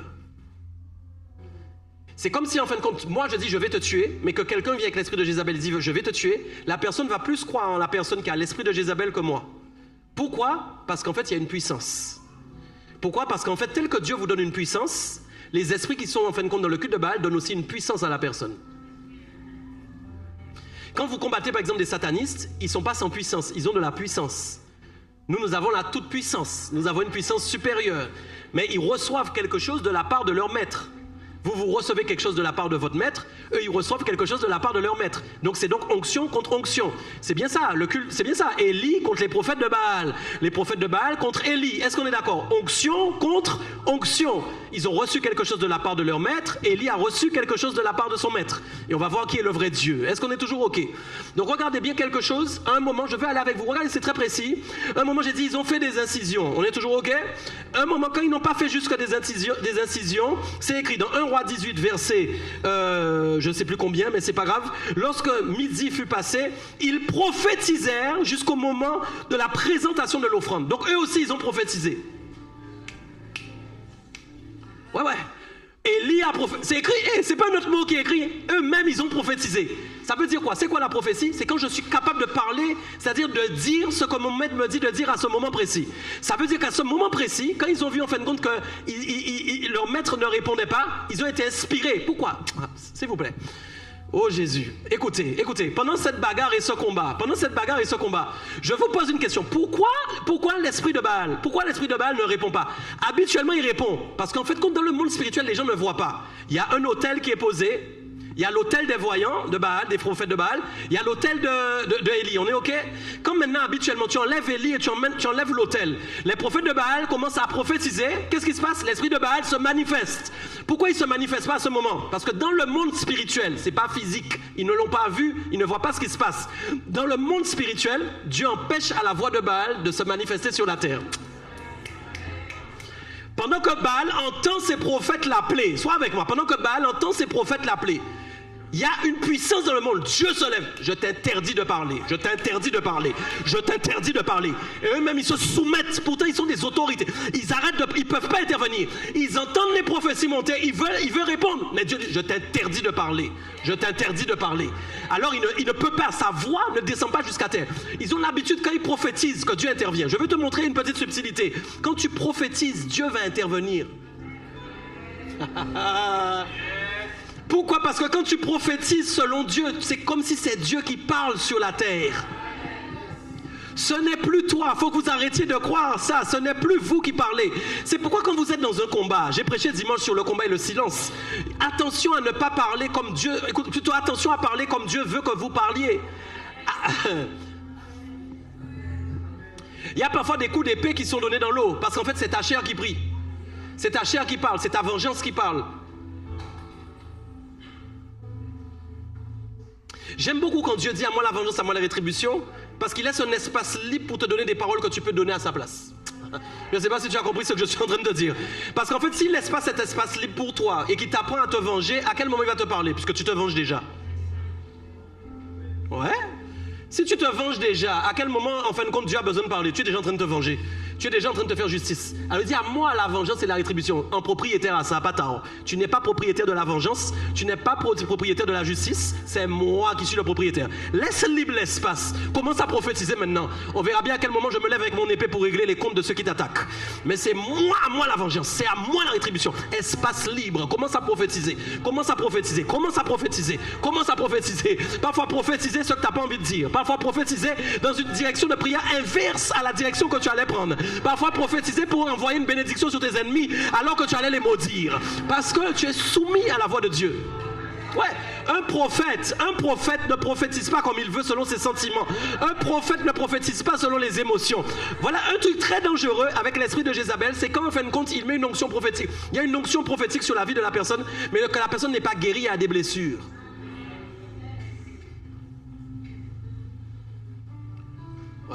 Ça, c'est un danger. Onction prophétique ne rime pas avec blessure et aïe aïe aïe, ça rime pas, ça marche pas, ça fonctionne pas. Les cœurs blessés là, avec l'onction prophétique, c'est pas bon. Parce qu'en fait, à un moment, quand tes propres émotions et tes propres sentiments se manifestent dans l'onction prophétique, tu vas te mettre à prophétiser avec tes sentiments. Et quand tu prophétises avec tes sentiments, qu'est-ce qui va se passer? Tu auras des déclarations qui ne sont pas inspirées par Dieu, mais qui sont inspirées par toi-même. Quelqu'un m'a compris? C'est un aparté en fait, c'est un aparté. Est-ce que tout le monde me suit? Est-ce que ça va? Est-ce que tout le monde me suit toujours? Non, est-ce que tout le monde me suit? Parce que je sais que c'est un peu lourd. Mais ça va? Ça va? Ok. J'ai pas fini. Regardez bien. Donc on lui a dit, ce que j'ai contre toi, c'est que tu laisses la femme qui se nomme Jézabel. Donc en fait, elle se présente comme étant un prophète. Il y a des gens quand ils vont se présenter devant vous, on les a même pas encore nommés prophètes ou apôtres, je sais pas, c'est vous-même qui allez les nommer. Vous pouvez croire en eux. En fait, c'est croire. Croire en eux, croire que c'est bien de Dieu. Vous comprenez? Croire que c'est bien de Dieu. La tromperie, c'est là. Le niveau de la tromperie, c'est là. C'est quand on te fait croire que c'est de Dieu alors que c'est pas de Dieu. C'est ça le problème. Et voyez comment on enseigne aux gens, il faut être spirituel. Les gens ne comprennent pas. Il faut arrêter d'être charnel. Les gens ne comprennent pas. Comment vous allez discerner le spirituel? Comment vous allez discerner le faux du vrai? Si vous n'êtes pas, vous allez faire ça comment? Comment vous allez faire ça? C'est pas le jour où vous allez vous réveiller, j'ai enfin prié pour ça. Mais non, c'est un style de vie d'être spirituel. Ok, donc vous avez compris, j'ai dit première chose, je vais encore expliquer. Jézabel, une femme au départ, Jézabel, une femme dans l'Apocalypse, vous allez dire, mais pasteur, mais non, mais c'est pas suffisant, je suis d'accord avec vous. Mais vous avez vu une chose importante, c'est que vous comprenez maintenant que l'esprit de Jézabel aime la prophétie. Est-ce que tout le monde est ok? Bibliquement, vous l'avez compris ou pas? Vous avez compris que Jézabel aime la prophétie. Je vais expliquer pourquoi. Je peux aller avec toi ou pas? Je peux prêcher jusqu'à minuit ce soir, ça va aller? Ok, alors ça va David, tes doigts sont forts. Écoutez-moi bien, regardez bien. Regardez, aspirez aux dons les meilleurs, d'accord? Mais surtout à celui de prophétie. Ok? Aspirez aux dons les meilleurs, mais surtout à celui de prophétie. C'est écrit, il faut aspirer à tous les dons les meilleurs. Les meilleurs veut dire quoi? Qu'il y a une sélection. Ouais. Si je dis les moins bons, c'est qu'il y a une sélection. Quand je dis les meilleurs, ça veut dire que pour Dieu, même dans ses propres dons, il y a des dons meilleurs que d'autres dons. Ouais, pour Dieu, même il y a des dons meilleurs que d'autres dons. Pourtant, c'est lui qui a créé tous les dons. Donc, quand il dit aspirer les dons les meilleurs, il dit en fait, quand vous devez être intéressé par les meilleurs dons, pourquoi? Parce qu'ils ont des facultés différentes. Mais surtout, ce qu'ils vous apportent et que ce qu'ils vous font faire aux gens est plus important que les autres dons. Je prends un exemple. Quand je parle en langue, quelqu'un entre ici ne comprend rien à ce que je dis, je ne l'ai pas béni. Mais quand maintenant je prophétise et que je commence à dire des choses sur sa vie, là, il est béni. Donc, quand il dit aspirer aux dons les meilleurs, ça veut dire que le don de prophétie est le don number one. Le don le plus puissant, le don le plus fort, le don qui édifie le plus, le don qui construit le plus, c'est le don de prophétie. Vous comprenez? Est-ce que ça va toujours? Voilà. Regardez bien pourquoi c'est Lucifer. Lucifer s'attache toujours à la tête. Lucifer ne va jamais... Lucifer n'est pas intéressé par le bas, il est intéressé par le haut. Quand Lucifer a coupé la tête du pasteur, par exemple, ça ne va pas m'arriver, ne t'inquiète pas, mais en fin de compte, c'est toute l'église qui tombe. Est-ce que tu comprends bien? Quand Lucifer, par exemple, a coupé la tête du président, c'est tout le pays qui tombe. Est-ce que vous comprenez bien? Donc, il s'intéresse toujours à ce qui est en haut. Donc, en fait, quand il a regardé la liste des dons, il s'est demandé, en fin de compte, qu'est-ce qui est en Dieu qui est le plus fort?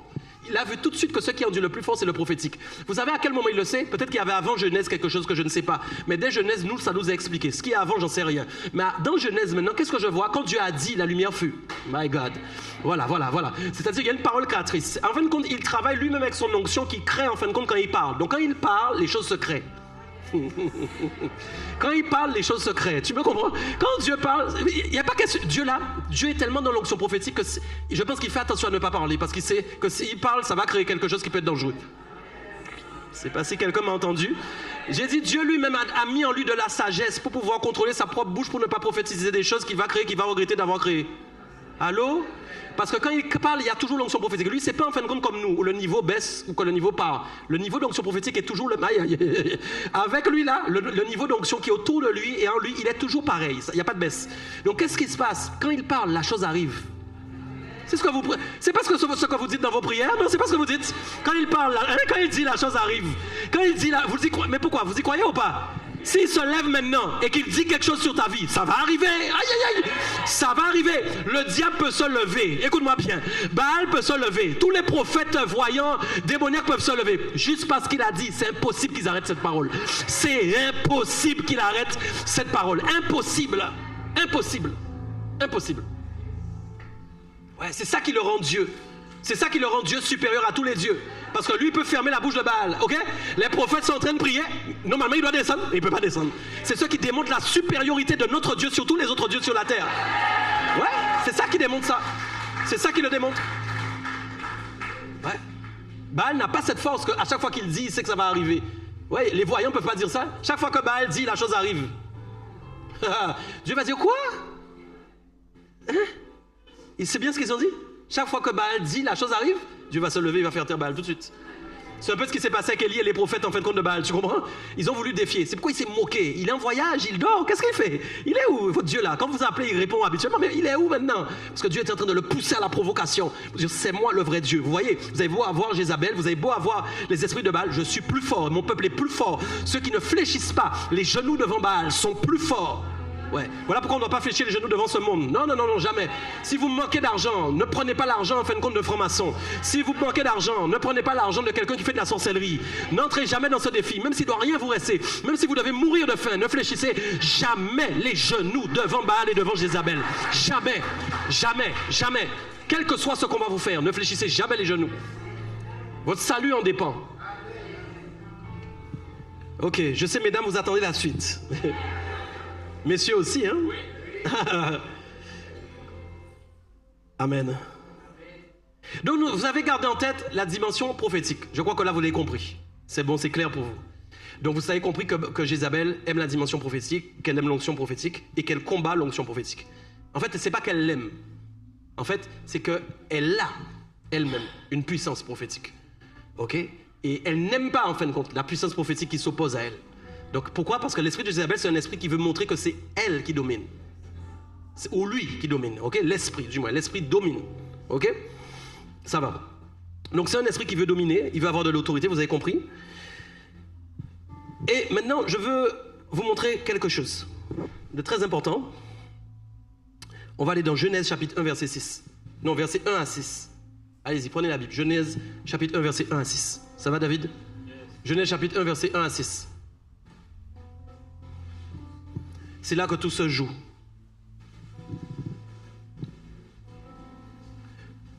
J'attends que les feuilles s'arrêtent et je vais vous parler.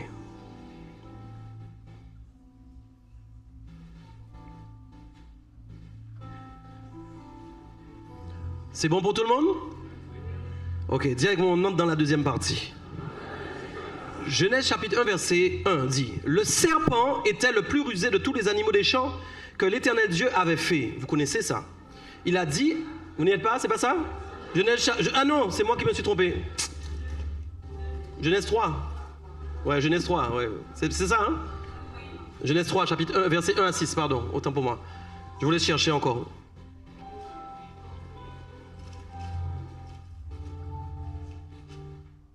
Yes, c'est bien ça. Ok, vous êtes prêts? C'est bon? Le serpent était le plus rusé de tous les animaux des champs que l'Éternel Dieu avait fait. Qui est le serpent? Ok, on est tous d'accord sur ça? Ok. Il dit à la femme, Dieu a-t-il réellement dit? Dis avec moi, dire. Premier point déjà, je veux vous parler d'une première chose. J'ai dit qu'il n'y a pas de prophétie sans parole. Sans parole, merci. Il n'y a pas de discussion de prophétie sans parole. Donc on dit, on parle de la parole. Ok? J'aimerais vous dire que le diable, la mission du diable dès le départ, c'est de copier Dieu. Le diable a vu en fait comment Dieu était puissant quand il parlait. Le diable aussi a voulu être puissant en parlant. Le diable a dit, quand Dieu parle, wow, les gens obéissent, les choses se font. Moi, quand je parle aussi, il faut que je lui montre que quand je parle aussi, j'arrive à faire quelque chose. Donc ça commence par d'abord quoi? Donc Dieu a-t-il réellement dit? J'aimerais d'abord vous demander, à qui le diable parle? Ok, à qui le diable parle? À qui le diable parle? Le diable parle à Ève, ok? Et il dit à Ève, donc, ok, Dieu a-t-il réellement dit, vous ne mangerez pas de tous les arbres du jardin? Il pose une question, est-ce que Dieu vous l'a dit réellement? Est-ce que Dieu a parlé de ça en fin de compte? Est-ce que vraiment tu as entendu ça? Ok? Et qu'est-ce qu'elle répond? La femme répondit au serpent, vous lisez quoi? Nous mangeons du fruit des arbres du jardin, ok? Donc elle répond au diable très simplement, en fait, regardez, écoutez, c'est important tous les détails. Et lui dit, est-ce que vraiment Dieu vous a dit réellement, ok? De ne pas manger de tous les arbres du jardin. Et qu'est-ce qu'elle dit? Mais non, mais nous mangeons de... Ok, pour elle, en fait, là, à ce moment précis, elle se dit, mais on mange des arbres du fruit du jardin. Qu'est-ce qu'il y a? Mais qu'est-ce qu'elle rajoute après? Vous voyez quoi? Mais quant au fruit de l'arbre qui est au milieu du jardin, Dieu a fait quoi? Dieu a dit, ok? Il a dit quoi? Vous n'en mangerez point et vous n'y toucherez point de peur que vous... mouriez. Donc à ce stade ici, quand le diable parle en fin de compte à Ève, Ève connaît les directives de Dieu, Ève sait ce qu'elle doit faire pour obéir, Ève sait très bien en fin de compte sans problème qu'en fin de compte le diable est en train de lui dire quelque chose qui est contraire en fait à ce que Dieu a dit. Est-ce qu'on est toujours d'accord? Ça va, ok.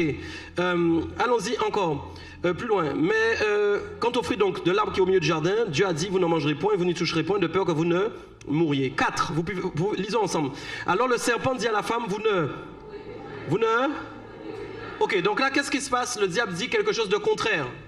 Ça va? Il dit quelque chose de contraire. Il dit en fait, mais non, mais vous n'allez pas mourir en fait, ok? Il essaye de mettre subtilement quelque chose dans l'esprit de la femme pour lui dire, mais en fait, ne t'inquiète pas, si tu manges, rien ne va t'arriver. C'est bon ou pas? Alors, est-ce que c'était vrai? Mais non, c'était faux. C'est pour ça que nous mourrons jusqu'à aujourd'hui. Ça va? Est-ce que vous comprenez bien? Est-ce que quelqu'un est là? Ça va? Nous mourrons parce que malheureusement, c'était faux. Ok? Ça continue, ok. Et qu'est-ce qu'elle dit ensuite?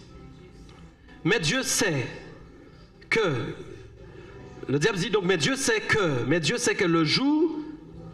Vous voyez, à ce stade déjà, Ève aurait dû comprendre parce que lui-même, le diable a dit ce que Dieu même pense. Ouais, c'est fort quand même. Le diable lui-même dit ce que Dieu pense. Donc déjà, ça aurait dû mettre une alerte. Mais Dieu sait que le jour où vous en...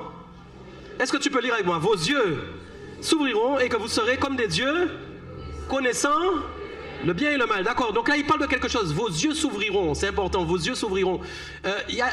Parce que ça veut dire, pourtant, Ève a les yeux ouverts quand elle lui parle. Ok? Ok, j'aimerais vous demander, je ne crois pas que quand le diable parle à Ève, elle soit comme ça. Mais en fait, elle avait déjà les yeux ouverts. Ève aurait pu dire, mais mes yeux sont ouverts, comment ça mes yeux s'ouvriront? Soyez avec moi s'il vous plaît, suivez bien.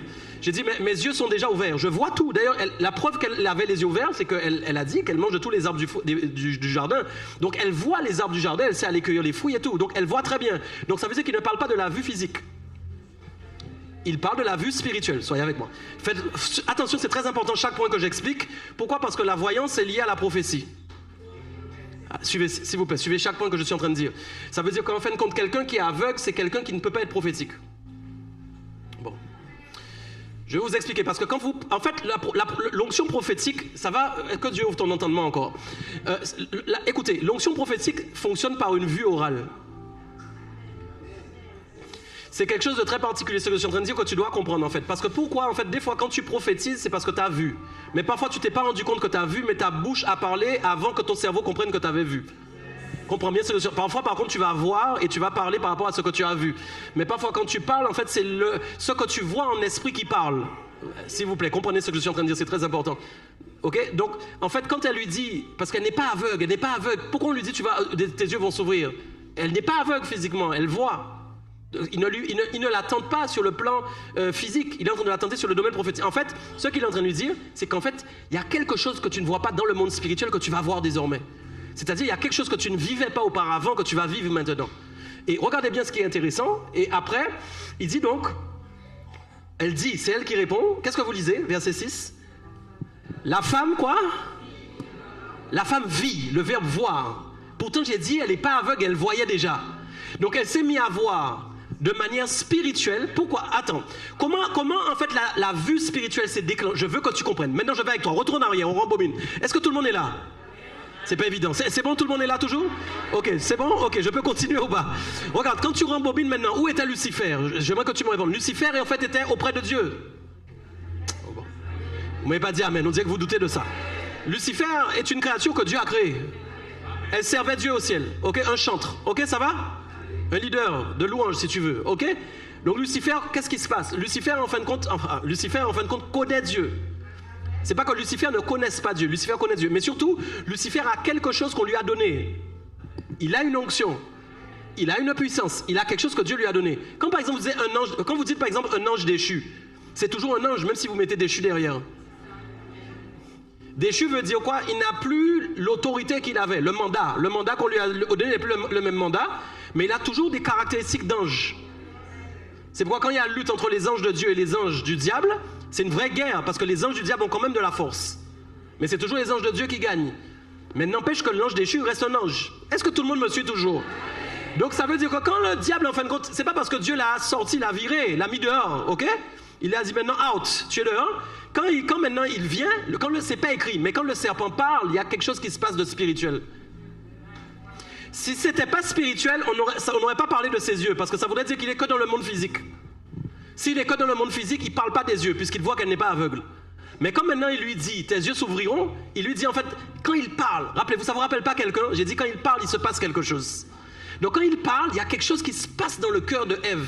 Ça ne provient pas simplement d'une simple parole, mais ça émane de la puissance qui accompagne la parole que le diable est en train de relâcher. Regardez bien dans le monde de la séduction. Vous savez, il y a des séducteurs, ils ne séduisent pas parce qu'ils sont bons, parce qu'ils parlent bien. Il y a des gars laids qui séduisent plein de femmes. Ouais, mais je vous dis, n'allez pas croire que vous êtes marié parce que le gars est laid, il ne peut pas attaquer votre femme. Et les gars, qui ou laid, qui ou belle, des fou. Non, vous comprenez ou pas? Non. Parce que le gars peut te paraître laid, mais qu'il a un démon de séduction quand il dit une parole. La femme est... Non. C'est là où vous devez comprendre que ce n'est pas toujours le monde physique qui agit, mais qu'il y a des gens qui ne s'appuient pas sur leur physique, mais ils s'appuient sur leur spiritualité. Et c'est bien le problème des chrétiens. On s'appuie trop sur le monde physique au lieu de nous appuyer sur notre spiritualité. Je peux aller encore avec toi. Moi, écoute, je vais que ton esprit s'ouvre encore. Regarde bien, j'ai pas encore. Le plus important n'est pas encore arrivé. Écoute bien ce que je te dis. Moi, je te dis, pourquoi c'est un serpent, c'est laid? Il aurait pu venir avec un beau dauphin, un beau lion. Ouais, un beau cheval. Je veux que vous compreniez. Mais il est dépeint comme le serpent. Normalement, l'animal, même le serpent, elle n'aurait pas dû avoir envie de l'écouter. C'est pourquoi le diable n'a pas joué la carte physique, mais il a joué la carte spirituelle. Le diable n'a pas joué la carte de l'apparence, mais il a joué la carte de la puissance qu'il avait. Ça va ou pas? Je continue, je ne suis pas encore arrivé au bout de ce que j'explique. Donc quand elle lui dit, la femme vit l'arbre, que l'arbre était bon et agréable à la vue. Je vous pose une question. Elle parle de l'arbre elle-même, elle connaît l'arbre, elle l'a déjà vu. Pourquoi c'est maintenant qu'elle le trouve agréable à la vue? Sois avec moi. Elle le connaît, cet arbre. Elle-même, elle dit au diable, il est au milieu du jardin, on sait qu'on ne doit pas le toucher. Mais quand le diable relâche cette parole, qu'est-ce qui se passe? D'un seul coup, elle voit que l'arbre est bon à manger, agréable à la vue. Si vous arrêtez là, soyez avec moi, si vous arrêtez là, elle voit qu'il est bon à manger. Ça veut dire que là, ça peut être physique. C'est-à-dire, je vois des fruits, et comme les fruits sont beaux, peut-être je ne les voyais pas comme ça auparavant, mais maintenant que je les vois vraiment, ah ouais, ça doit être bon à manger. Et puis, deuxième dimension, il est agréable à la vue. Je peux me dire, mais là, en fait, ouais, c'est toujours dans le monde physique. Il est agréable à la vue. Mais en fait, le agréable à la vue est la passerelle entre le monde physique et le monde spirituel. J'explique. Le agréable à la vue qui est là, en fait, écoute-moi. Quand on dit en fait comme que c'était agréable pour elle, c'est pas la même chose que c'est agréable quand tu as mangé un bon repas pour toi. Je vais expliquer ça autrement. Quand en fin de compte, tu dis que voilà, quelque chose est agréable pour toi. Par exemple, je sais pas, tu aimes faire, qu'est-ce qu'on peut trouver? Moi, je vais prendre un truc que j'aime. Moi, j'aime les forêts noires. Tu m'amènes une forêt noire, c'est agréable pour mon corps. Je suis content de l'avoir dégusté. Mais est-ce que c'est sur le plan spirituel que ça a fait quelque chose? Non. J'ai dit la première chose, elle dit, vous lisez avec moi ou pas? Qu'est-ce qu'elle dit? Elle dit quoi? Elle voit que l'arbre est bon à manger. Domaine physique, est-ce qu'on est d'accord? Maintenant, juste après, on dit quoi encore? Il est agréable à la vue. Le verbe voir, est-ce qu'on est d'accord? Les yeux. Il a dit, tu es aveugle, maintenant j'ouvre tes yeux pour que tu vois quelque chose. Donc, c'est agréable dont on parle. C'est pas agréable parce qu'elle a mangé quelque chose qui est bon. C'est pas agréable en fin de compte parce qu'il y a quelque chose qu'elle fait qui lui fait du bien. Non, c'est agréable dans une autre dimension. Il y a quelque chose qui est né dans son esprit, qui a touché son esprit, qui a été agréable et qui lui a donné le désir de goûter. C'est écrit après, regardez bien. Et qu'il était, lisez, qu'est-ce que vous lisez? Maintenant on peut aller. Et qu'il était? Lisez-le tous. Et qu'il était précieux pour ouvrir. Maintenant je vais avec toi. Viens maintenant devant ici là. Dis-moi pasteur, je te montre comment j'ouvre mon intelligence. Fais-moi une preuve physique. L'intelligence n'est pas un objet. Je ne peux pas dire que ça c'est de l'intelligence. Personne ne me croira. Je ne peux pas dire que ça c'est de l'intelligence. Personne ne me croit. Je ne peux même pas dire que mes cheveux c'est de l'intelligence. Pourquoi? Parce que je ne peux pas toucher l'intelligence. Vous m'entendez ou pas? Merci chérie. Vous ne pouvez pas toucher l'intelligence. Vous ne pouvez pas sortir l'intelligence de votre tête et montrer à quelqu'un l'intelligence. Vous me comprenez ou pas? Donc c'est pourquoi j'ai dit en fait, quand j'ai dit la passerelle agréable à la vue, c'est la passerelle qui emmenait dans le monde spirituel. Parce qu'en fait il s'est passé quelque chose, elle a eu une révélation. Comment elle fait pour savoir à ce moment précis qu'il est précieux pour ouvrir son intelligence? Et c'est là où je veux vous montrer quelque chose, que l'intelligence, ce n'est pas quelque chose de physique. Non. L'intelligence, ce n'est pas quelque chose de physique. L'intelligence, c'est le domaine de la compréhension spirituelle. C'est donc un domaine de révélation. Maintenant, je vais avec toi. Regarde, je reviens pour que tu me suives bien. Maintenant, j'ai dit, rappelez-vous, Jézabel, c'est un esprit qui aime l'onction prophétique. Parce qu'elle aime, en fait, quand, voilà, elle prend autorité avec sa parole, on est d'accord? Quand elle crée des choses avec ce qu'elle dit, est-ce qu'on est d'accord? Qu'elle pourchasse avec son onction maléfique, est-ce qu'on est toujours d'accord? Ça va, non? Et quand elle rencontre maintenant une onction prophétique ou un prophète qui est plus fort, maintenant elle veut le défier parce qu'elle veut le mettre à terre. Est-ce que vous êtes toujours OK sur ça? Mais je vous pose une question. L'onction prophétique, c'est quoi? C'est la révélation dans l'intelligence. Je peux aller encore ou pas? Adam et Ève, écoutez-moi bien, Adam et Ève n'étaient pas prophétiques. Vous savez pourquoi? Parce qu'ils n'avaient pas besoin d'être prophétiques. Ils n'avaient pas besoin d'être prophétiques. Et David a dit quelque chose de vrai. Ils avaient une relation directe avec Dieu. L'onction prophétique, c'est quoi? C'est quelque chose qui crée en fin de compte la relation entre Dieu et nous pour parler au monde entier. Est-ce qu'on est toujours OK sur ça? Ça va? Mais est-ce que les gars ont besoin de parler en langue dans le jardin d'Éden? Est-ce qu'en fin de compte, Adam a besoin de donner une parole de connaissance à Ève? Voilà. Tu sais pourquoi il ne peut pas donner une parole de connaissance à Ève? Parce qu'elle ne connaît pas encore ce qu'elle ne devait pas connaître. Bon, je sais, tu n'as pas suivi. L'arbre de la connaissance du bien et du mal. Si elle ne connaît pas ce qui est bien et ce qui est mal, on n'a pas besoin de lui donner une parole de connaissance sur sa vie. Parce qu'elle connaît juste ce qu'elle doit connaître. Au stade où elle était, elle connaissait juste ce que Dieu l'avait autorisé à connaître. Elle n'a pas besoin d'une parole de connaissance. Pourquoi? Parce que tout ce qu'elle connaît, c'est juste ce qu'elle doit connaître. Tu es avec moi ou pas? C'est ce qu'elle connaît, c'est juste ce qu'elle doit connaître. Elle n'a besoin de rien d'autre. Mais comme elle va toucher à la connaissance du bien et du mal, elle commence à connaître quelque chose que Dieu ne l'avait pas autorisé à connaître. Mais, bon, je ne sais pas si tout le monde est avec moi. Je ne sais pas si tout le monde... Ça va? Je vais avec toi. Regardez bien. Maintenant, je vais vous expliquer. Regardez. La femme vit que l'arbre était bon à manger et agréable à la vue et qu'il était précieux pour ouvrir l'intelligence. Elle prit de son fruit, elle en mangea. Elle en donna aussi à son mari. Qu'est-ce que vous lisez? Qui était auprès d'elle et il en mangea. Est-ce que tu peux, s'il te plaît, acclamer le Seigneur pour m'encourager? Bon. C'est là que c'est le plus important. Pourquoi l'esprit de Jézabel est plus intéressé par les femmes? Vous savez pourquoi? Parce que c'est une femme qui a d'abord été connectée à la dimension prophétique et à la dimension de la révélation. Ce n'est pas d'abord Adam qui a été connecté à cette révélation. C'est d'abord une femme. Et regardez bien quelque chose qui est très important. Le Seigneur m'a dit ça comme ça. C'était vraiment très fort.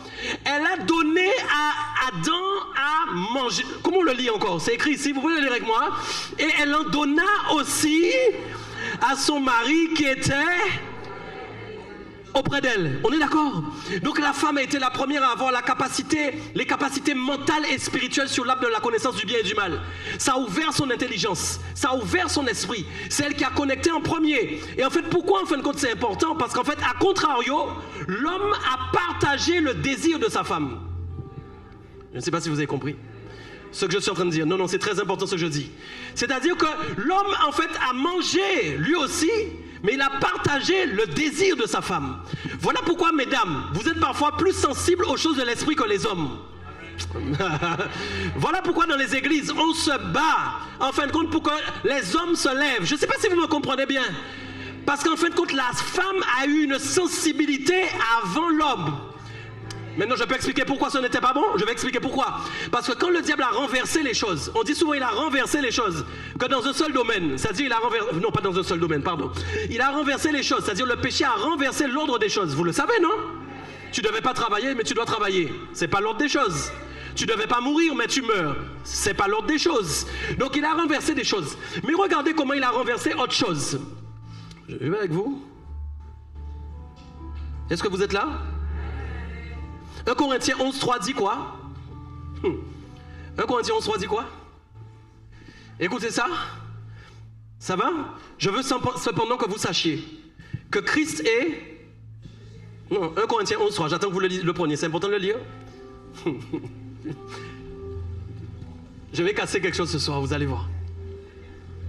Vous allez voir ce que je vais casser ce soir, vous allez voir. 1 Corinthiens 11.3, vous êtes prêts? Vous êtes prêts? Qu'est-ce qui est écrit? Je veux cependant, lisez-le avec moi, je veux que tout le monde lise. Je veux cependant que vous sachiez que Christ est le chef de tout homme. Qu'est-ce qu'il y a après? Est-ce que tu peux le répéter? Est-ce que tu peux le répéter? Est-ce que tu peux le répéter? Que l'homme est le chef de la femme. Que l'homme est le chef de la femme. Que l'homme est le chef de la femme. J'aimerais vous poser une question. Est-ce que Adam s'est comporté comme un chef à ce moment-là? Non, non, non.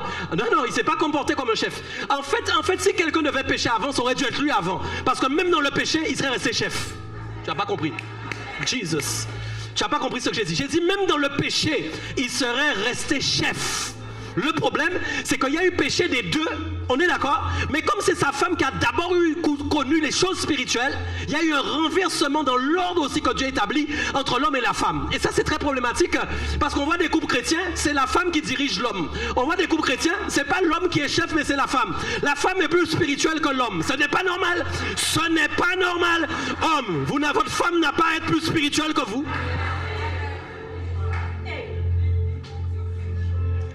Ah non. Ah mon ami, tu peux te fâcher si tu veux. Ma femme, mais là, mais mon ami, tu es fâché.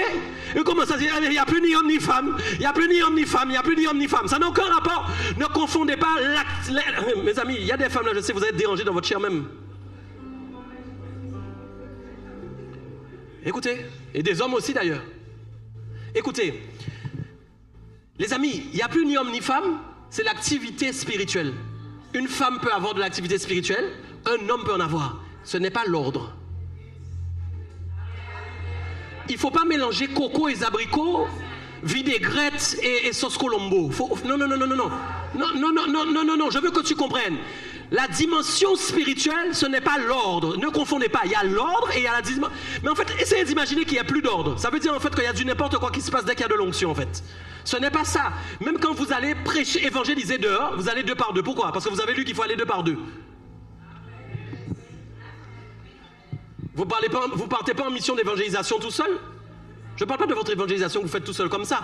Mais vous n'avez pas évangélisé la Guadeloupe tout seul. Pourquoi? Parce qu'il y a un ordre qui vous a été donné. J'aimerais que vous compreniez s'il vous plaît. L'ordre. L'homme est le chef de la femme. Et c'est bon pour la femme. Il faut que l'homme soit son chef. Parce que quand l'homme n'est pas son chef, la femme a des problèmes elle-même. Elle n'est pas mariée à un enfant.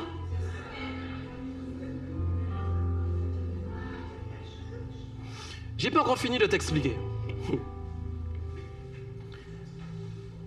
Les yeux, c'est Amin en hébreu. Vous savez ce que ça veut dire?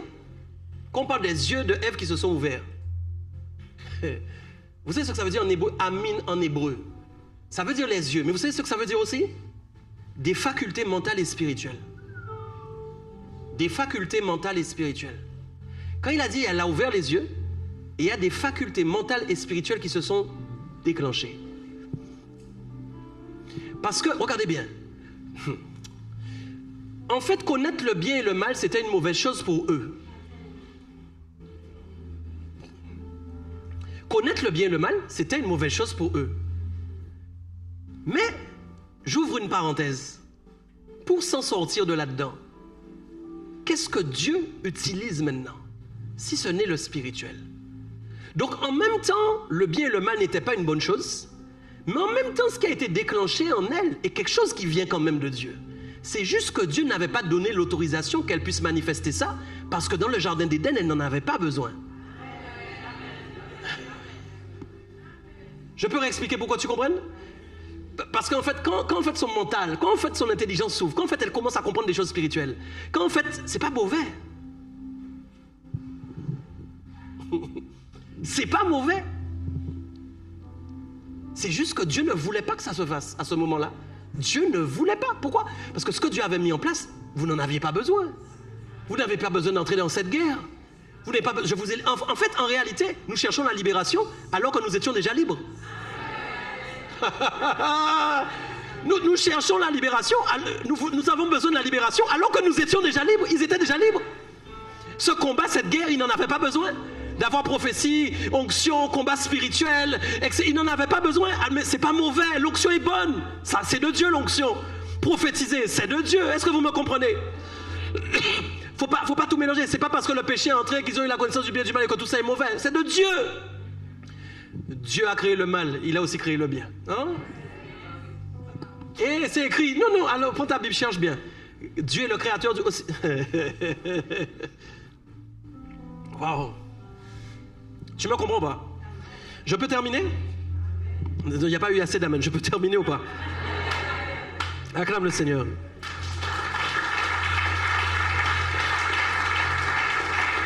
Écoute, quand le diable a entendu 1 Corinthiens 11.3 par prophétie, puisque le Nouveau Testament n'était pas encore écrit. J'ai dit quand le diable a entendu 1 Corinthiens 11.3, j'ai dit par prophétie. Le Nouveau Testament, c'était pas encore écrit. Mais il connaît le cœur de Dieu. Il sait quand il a vu en fait Dieu dans le jardin commencer à créer Adam et Ève, à qui il a donné l'autorité, Adam. Donc 1 Corinthiens 11.3 n'est pas encore écrit, mais il sait qui est le chef. Il sait ce que Dieu a écrit. Pourquoi Paul le rappelle encore dans l'église des Corinthiens? Parce qu'il se rappelle, femme, rappelle-toi d'où tu es sortie. Tout en étant spirituel, tout en prophétisant, tout en ayant l'onction, tout en ayant ton mandat, mais en respectant l'ordre qui a été établi par Dieu, empêchant Jézabel de te manipuler. Parce que le problème qu'il y a quand Jézabel a lu l'homme est le chef de la femme, elle dit non, féminisme, on va contre-attaquer. L'esprit du féminisme, c'est l'esprit de Jézabel. Si vous suivez des gens qui sont dans le féminisme sur les réseaux sociaux, vous êtes en train d'ouvrir des portes à Jézabel. Ouais.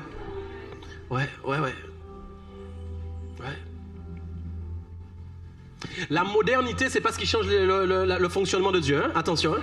L'évolution, c'est pas ce qui change la loi de Dieu. Hein? Attention, ne confondez pas. Parce que si vous êtes dans l'évolution, vous avez un grave problème. Hein? L'évolution ne change pas Dieu, il ne change pas son fonctionnement. Donc regardez bien ce que je vous ai dit. Je vous ai dit une chose importante. Elle savait que l'homme allait être le chef de la femme. Elle s'est dit, il ne faut pas que l'homme soit le chef de la femme. Vous avez la preuve. Regardez Akab. Voilà la guerre. Elle ne s'intéresse qu'aux têtes. Donc elle peut toucher quoi? Le foyer, l'église, et éventuellement tout ce qui est dans le monde, j'ai dit, la politique, la société, les entreprises. Mais nous allons laisser ça de côté, qui se débrouillent avec leurs affaires. Mais nous, la famille et l'église, elle va attaquer les leaders, et elle va attaquer les maris. Vous dites pas amen? Ouais. Et vous savez comment elle vous attaque, Marie, homme? Vous savez comment elle vous attaque? Vous empêchez d'être prophétique. Ouais. Vous empêchez d'être prophétique. Vous comprenez ou pas? Il y a un esprit qui a été... Ça, c'est le Seigneur qui me l'a dit aussi. Il y a un esprit qui s'est infiltré aussi dans le jardin d'Éden. L'esprit du suiveur.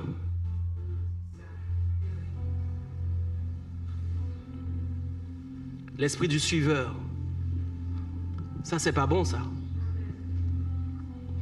Comment tu peux être prophétique si c'est pas toi qui fais suivre alors que tu es homme?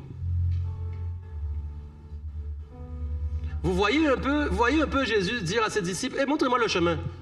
Non, il dit non, je suis le chemin, la vérité et la vie. Nul ne vient au Père que par le Fils. Ok? Si tu n'es pas marié, et attention, messieurs, je vous parle à vous, mais mesdames, si vous avez déjà l'onction prophétique, allez prier pour que l'onction prophétique aille sur votre mari et qu'il devienne chef avec l'onction. Alors comment une femme prie pour son mari quand il n'a pas l'onction prophétique encore comme elle est là, elle prie pour qu'il ait plus d'onction qu'elle. Allô?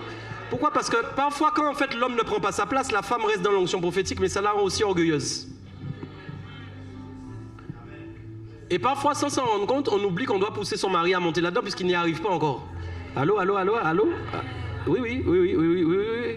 Parce que quand tu veux plaire à Dieu, tu vas respecter sa parole, tu vas te battre pour quoi?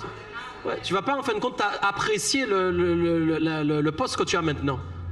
Parce que tu sais que c'est pas comme ça que Dieu veut le fonctionnement. Parce que l'appréciation vient quand on garde quelque chose qu'on ne devait pas avoir et que ça dure dans le temps. Allô? Ouais. C'est normal. Quand ça dure dans le temps, ça devient en fin de compte ce que tu es et en fait ça te plaît.